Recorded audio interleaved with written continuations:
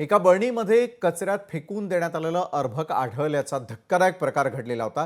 पुण्याच्या दौंडमधील बोरावके नगरातली ही घटना आहे। 5 ते 7 बरण्यांमध्ये मानवी अवशेष फेकून दिल्याचंही समोर आलंय। भंगारवाल्याच्या चुकीमुळे ही घटना घडल्याचं रुग्णालयाकडून स्पष्टीकरण देण्यात आलं। प्रीमॅच्युअर डिलिव्हरीमधील अर्भक असल्याची माहिती त्यानंतर पुढे आलेली आहे। पुण्याच्या दौंड शहरातील बोरावके नगरमध्ये कचऱ्यात एका प्लास्टिकच्या बरणीमध्ये हे अर्भक आणि काही बरण्यांमध्ये मानवी अवशेष आढळून आले होते।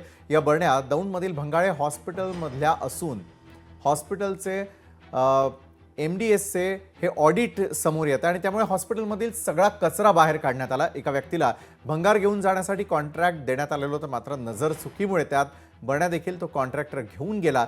तसंच त्यामध्ये एक अर्भक मिळालं, ते प्रीमॅच्युअर डिलिव्हरीमधील होतं। ते त्यांच्या कुटुंबियांना घेऊन जाण्यासाठी सांगण्यात आलं होतं, मात्र घेऊन गेले नसल्या कारणामुळे नजर चुकीनं आमच्याकडे राहिलं, अशी प्रतिक्रिया आता डॉक्टर प्रतिभा भंगाळे यांनी दिली आहे। ती महिला अचानक आली, खूप पोट दुखतं म्हणून आली। सोनोग्राफीसाठी सुद्धा वेळ मिळाला नाही। फक्त सोनोग्राफीला मी तिला म्हटलं अगं हे तर बाळ आहे, आणि तिथेच ते डिलिव्हर झाले। साधारणतः 18-19 आठवड्याचं असेल असं मला वाटलं, म्हणून मी त्यांच्याकडून तसा कन्सर्न घेतला। त्यांना सांगितलं की पोलीस केस करायची। ते पोलीस केस करायला काही तयार नव्हते।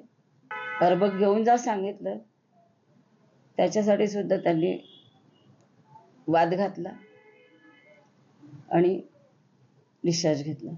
काल दिनांक 25 मार्च रोजी सकाळी 9:15च्या सुमारास आम्हाला 112 वर ह्या संबंधाची माहिती मिळाली होती। दौंड येथील पोलीस स्टेशन आणि DYSP ह्या दोघांच्याही टीम्सनी तिथे व्हिजिट केल्या असता त्यांचा पंचनामा करून आम्ही योग्य त्या परीक्षणाकरता ते पाठवले होते। त्याच्या संबंधाची जबाबदारी एका हॉस्पिटलने घेतलेली आहे आणि त्या अनुषंगाने आमचा पुढचा तपास चालू आहे। आम्ही कालच्या तारखेतच जी भारतीय न्याय संहिता आहे त्या अनुषंगाने कलम 89-90 आणि कलम 271 आणि 272 ह्या अनुषंगाने गुन्हा दाखल केलेला आहे। लोकशाही मराठी ऐका, पहा, जागरूक रहा।